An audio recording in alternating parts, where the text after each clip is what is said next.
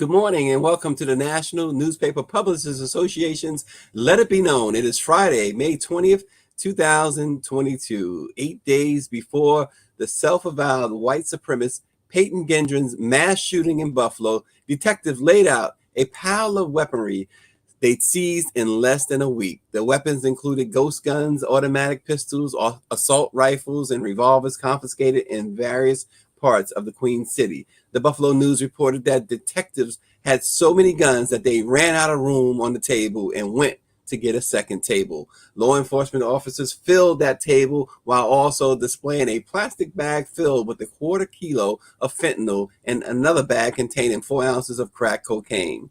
The racially motivated murders at Tops Supermarket on May 14th punctuated a year in which officials said at least one shooting had occurred each weekend. Perhaps in Buffalo, the Tops tragedy proved even too much for those responsible for sowing the seeds of violence in New York's second largest city. Quiet as it's kept, we haven't had one shooting since the tragedy, one official told the Black press just yesterday. While they are quietly and almost reluctantly agreeing that the inactivity represented as sort of a silver lining, the city hopes people will come together and stand for peace. Yes, hopefully it's not just in the moment. Joining us this morning is the mayor of Buffalo, the first African-American mayor in the city and the longest serving in the city, Mayor Byron Brown. And also joining us this morning is the president and CEO of the National Newspaper Publishers Association, Dr. Benjamin F. Chavis Jr. Good morning, Dr. Chavis. Good morning, Stacy. And on behalf of the Black Press of America, the National Newspaper Publishers Association, Karen Carter Richards, our distinguished chair, our whole executive committee, our board of directors, and all the 230 African-American owned newspapers around the country, very pleased to be on this special edition of Let It Be Known. We're certainly ready to welcome the Honorable Mayor Byron Brown. Yes, and as we wait for the mayor is running a little late. They have been inundated, Doc. They've been telling me the last couple of days they have been inundated since the shooting with media requests and, of course, the attending to the families. The mayor, of course, is a very well-known figure. You know, mayors usually are well-known, but he's extremely well-known. The longest-serving mayor, he's been serving since 2006, and really is as much as his community as it is anyone else's. And he certainly has taken this to heart. His staff, Doc, I was talking to staff members yesterday and this morning, and you can tell how this has affected each and every person, not only in the administration in Buffalo, but throughout the community. And naturally, you and I will be attending the funeral of one of our own on Monday. And it's just a horrible thing. Catherine Massey. Yeah, it's a horrible situation. Catherine Massey, as you saw in the picture there, she, 72 years old, had been working at least 3 decades for the Challenger Community News there in Buffalo, and went over to the supermarket. We're told she went to the supermarket to drop off some Challenger Community News papers when the racist shooter took her life along with 9 others. So Dr. Chavis, it's a really, really somber occasion, extremely sad. Our hearts go out to all of the victims. And certainly we know that the mayor and his staff is working hard. The president was there recently. And Doc, what's needed there from your point of view before we bring the mayor on? You know, you've seen this, and we've all seen this time and again. What's the next step after this? There's a lot of grief that's going to go on here. That is going on. Well, you know, grief and mourning has its place, and then after the post-grief and post-mourning, the city has to come together. I believe that Mayor Brown is the right mayor in the right place at the right time. You notice that Buffalo did not go up in flames, and the reason why is because of Mayor Brown. He's one of the most authentic mayors in our nation, not just in New York. And we salute him for his leadership. I want to work, and all of us in the Black press, first we surround the Challenger, member NNPA newspaper, who Catherine Massey worked for, and we will be there at the funeral to pay our respects and condolences on behalf of the Black Press of America on Monday in Buffalo. And certainly we'll get a chance to see Mayor Brown in person. And we know he's very busy. His staff say he's on the way to the studio now.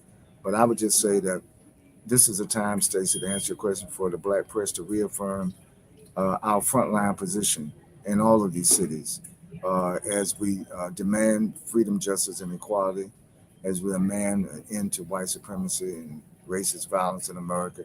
It's a national epidemic, and it's something that we need to pay attention to from the local level, the statewide level, as well as the federal level. Yeah, and Dr. Chavis, you mentioned something really interesting as we see that this racist suspect, and we really, legally we have to call him a suspect. He hasn't been convicted yet, but we know he's guilty.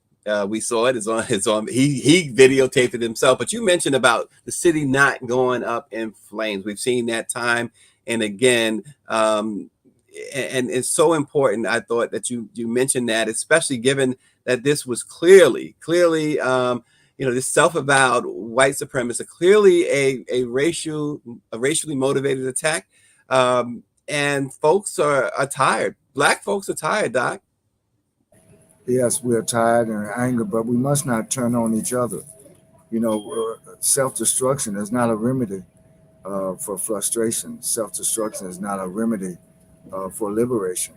And I think what Buffalo has shown under the leadership of Mayor Brown, that rather than destroying our own communities and burning down buildings in our own communities, there's another way to respond. We have to keep the legacy of Catherine Massey and all the others who were murdered. We need to keep their legacies alive. These families, 10 families, 10 communities devastated. And it's going to take a while to get over this. But I would say that calling on Black Americans and all people of color and all people of goodwill throughout the nation, throughout the world, let us over the next period of time stand with Buffalo, stand with the city, and stand with these families in ways that will help them not only endure the grief and the sorrow, but to respond in a way that not only prevents something like this from happening again in Buffalo, but gives another pathway forward for our nation. Our nation needs a racial healing, Stacey. Our nation needs to come to grips with racism. Reparations are part of it, but that's why the study is so important. I don't think people understand the deep-seated suffering that African Americans and other communities of color have endured for centuries as a result of racism, as a result of what I would call American apartheid. Still needs to be dismantled. Yeah, as we wait for Mayor Byron Brown, his staff has checked in. We should be bringing him on very shortly. Dr. Chavis, I know that as we talked about the healing, the grief obviously is unimaginable.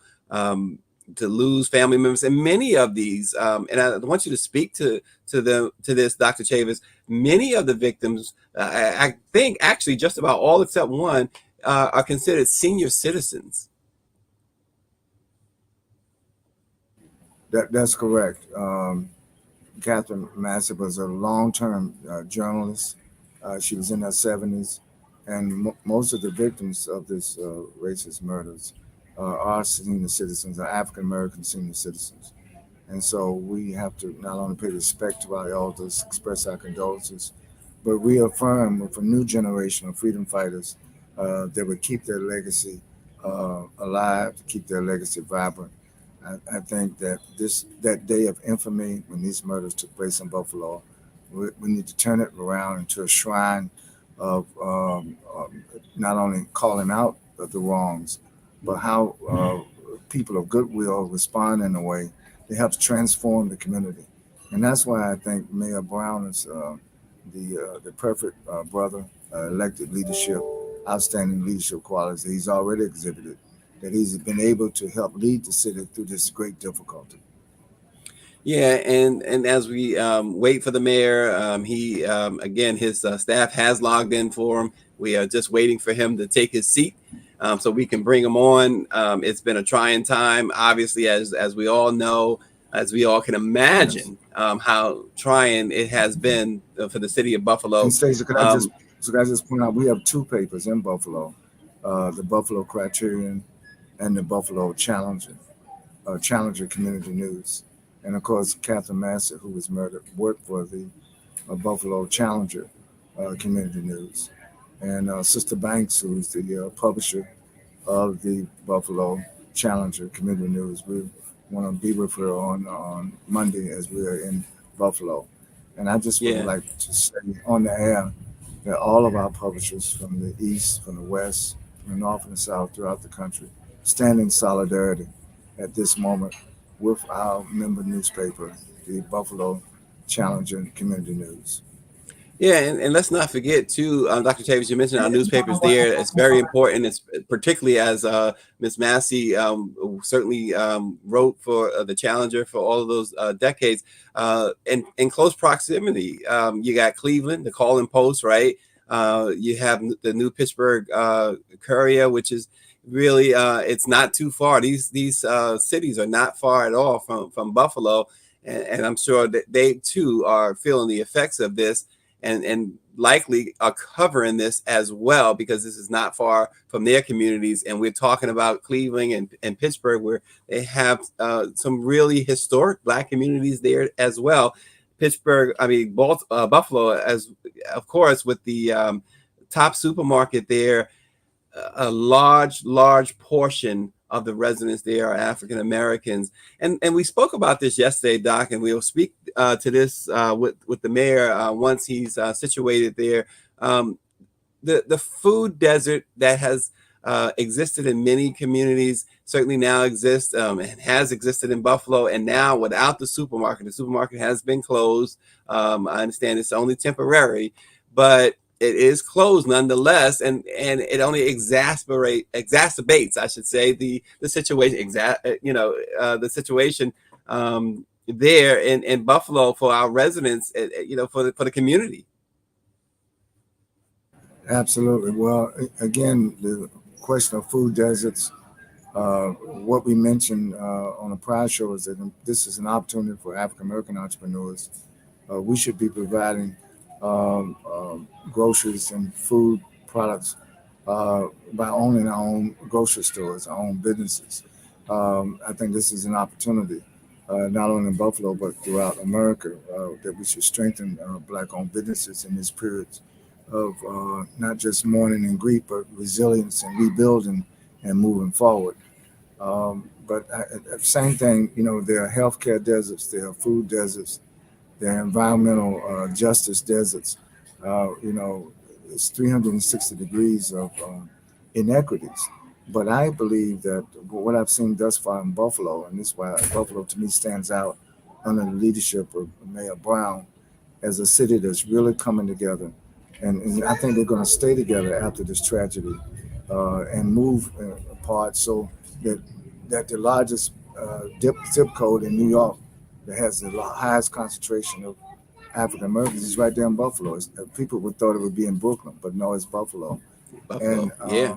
for the only to have one grocery store in that zip code tells you not only about what hasn't happened, but what needs to happen.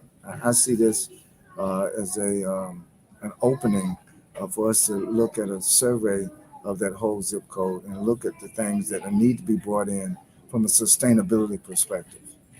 Yeah, Dr. Tavis, I know you've been there to console grieving folks for a long time. You've done it many times.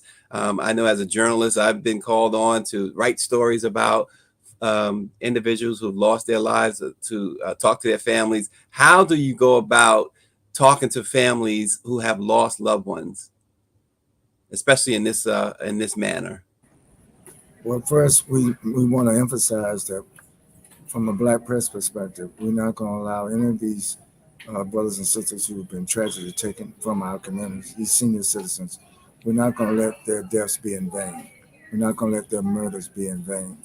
And we're going to not only keep their memories alive, their legacies alive, but we dedicate ourselves to do some good in our communities in their names. I'm thinking about John Lewis's about Good Trouble.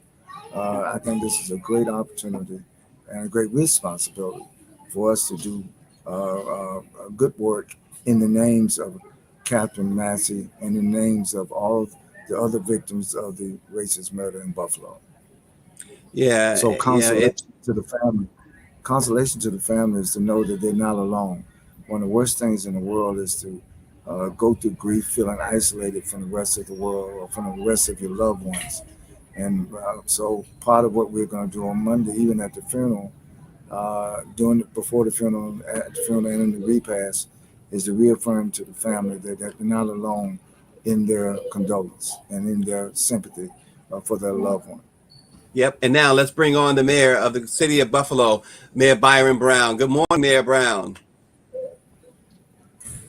I understand Mayor Brown is ready. Yes, I'm here. And there he is.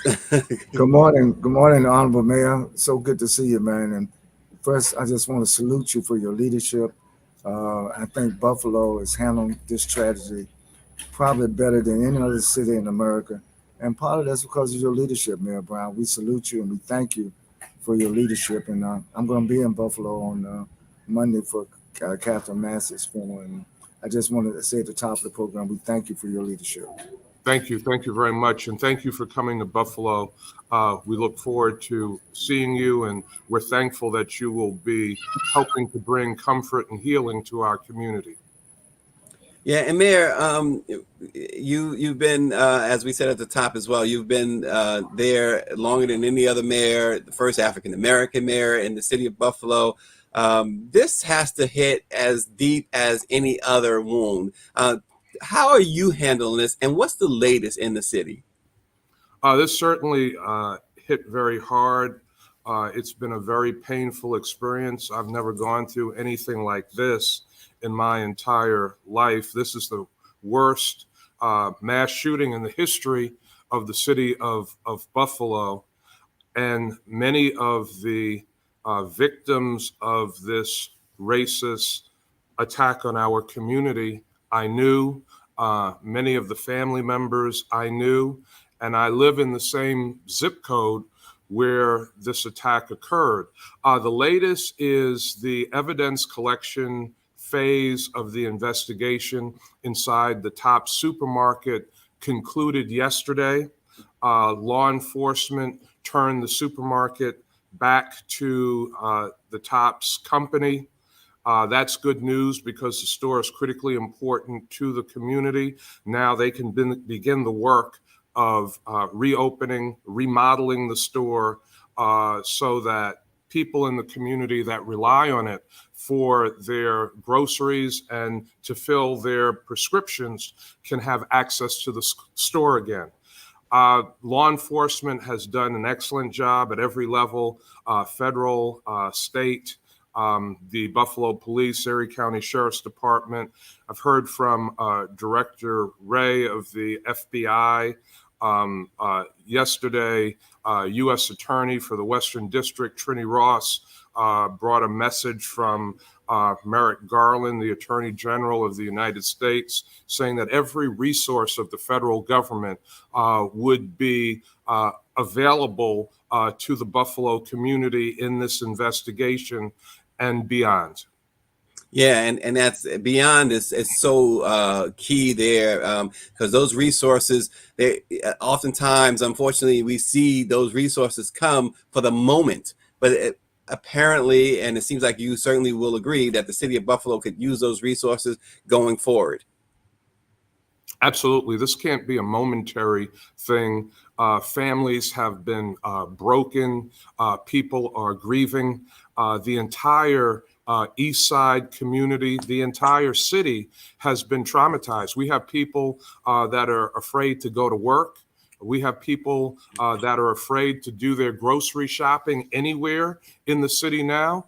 We have our children that are afraid to go to school. So there must be resources to help with the healing process. This has been described as domestic terrorism.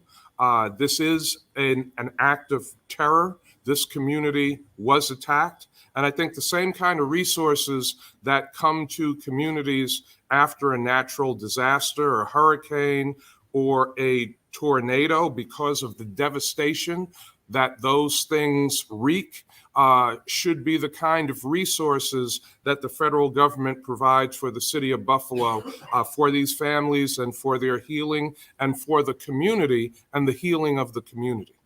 Yeah, and Mayor Brown, to that point, why do you think that many in law enforcement community outside of Buffalo particularly are still reluctant to call it a terrorist attack?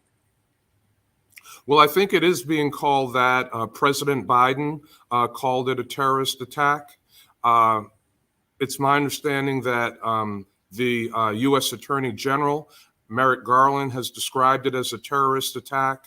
At every level, federal law enforcement, state law enforcement, and local law enforcement has called this an act of terror. The governor of the state of New York, Kathy Hochul, has called this a terrorist attack. So that is exactly what it is. This individual who shot 13 people, killing 10 of them, is a domestic terrorist. He is an evil perpetrator of one of the most heinous crimes in the history of this city and one of the most heinous crimes in this country. And sadly, just another one of the series of mass shootings that have taken place in our country over the past few years. Over the past few years, there have been hundreds of mass shootings in the United States of America. So this is an attack on this community. This is a terrorist attack, and it needs to be treated as such. Mayor, how do you all unite now in the wake of something like this? Earlier, Dr. Chavez and I were discussing, Dr. Chavez mentioned, I thought was a great point, that we didn't see the city burn as we see so many others when there's racist attacks like this, when there's racism involved. You've been able to keep that city together in that respect. But how do you unite and keep that unity going, as we said a moment ago, not as a moment, but certainly going forward? This is the people of Buffalo. Buffalo is known nationally and internationally as the city of good neighbors. We are a welcoming community. We are a warm and loving people. The East Side community, the Black community, the African American community, is a praying community, praying people. There have been a number of prayer vigils and prayer services. Last night, a prayer service with Reverend Al Sharpton, who came in town to be with the families and to provide comfort. So that's not what we do in the city of Buffalo. We are wrapping our arms around the families of the victims, wrapping our arms around each other, holding each other up during this difficult time, recognizing that we need to show the world that hate is not the answer. Love is the answer. Love must be the message right now. We have to stamp out hate in our communities. We have to stamp out hate in our country. Hate is what took these beloved members of our community for us. The only way for us to heal the pain we're feeling is to express love. And that's what we're working hard to do in the city of Buffalo as we grieve and as we bury our families and our loved ones. And we continue to build our community as a city of opportunity for every single resident. Yeah, I want to see if we can bring. Okay, so Dr. Chavez, we don't have Dr. Chavez, but Mayor, I was told the other day that there's been up until the shooting at Tops, there had been a shooting every week in the city, but ironically, since the shooting, there has not been any. Obviously, a great indication, but is that a real indication of what you guys have been able to accomplish even before the shooting? Obviously, this is not a thing where it happens and it stops, right? No, it isn't a thing where something like this happens and it stops. But I think so many people in the community are traumatized. so many people in the community are feeling the pain of this. And I think even those individuals that would normally be out there shooting at each other, they feel it too. And, you know, sadly, again, around the country, shootings have been up during the pandemic. They're dropping now. Shootings are down in the city of Buffalo from the same period last year. Homicides are down in the city of Buffalo from the same period last year. But any one shooting, any one homicide is one too many.